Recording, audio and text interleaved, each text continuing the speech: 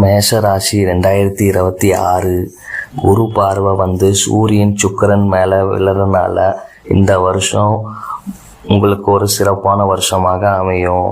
மன மகிழ்ச்சி, பேரு, புகழ், செல்வாக்கு அனைத்திலையும் சந்தோஷம் கிடைக்கக்கூடிய வருஷமாக இந்த வருஷம் வரும்.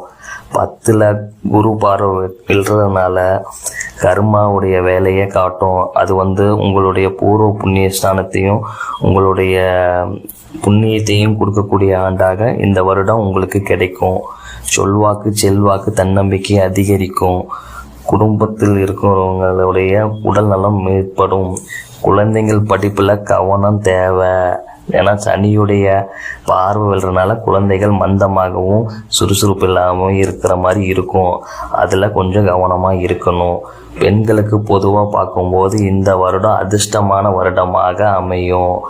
லேண்டு வாங்குறவங்க அவங்களுடைய மனைவி பேர்லேயோ அல்லது அவர்கள் குழந்தைகள் பேர்லேயோ வாங்கினா அது இன்னமும் அதிகமான செல்வாக்கையும் பொருளையும் கொடுக்கும். திருமணத்துக்காக காத்திருக்கிறவங்க அதுக்கான நேரம் இந்த வருடம் கைகூடி வரும்.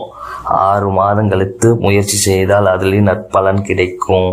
முதல் 3 மாதம் மட்டும் எந்த செயலி செய்தாலும் ஒரு முறைக்கு 2 முறை யோசித்து செய்தாலே அது ஒரு நற்பலன்களை கொடுக்கும். தேவையில்லாத கெடுதலை தடுக்கும்.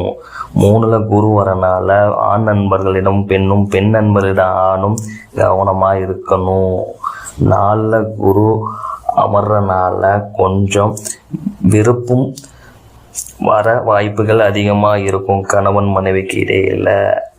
இந்த வருடம் நீங்கள் முருகனை வழிபாடு பண்ணிட்டு வந்தால் உங்களுக்கான நற்பலன்களை அள்ளித் தருவார். நன்றி. அனைவருக்கும் இனிய புத்தாண்டு நல்வாழ்த்துக்கள்.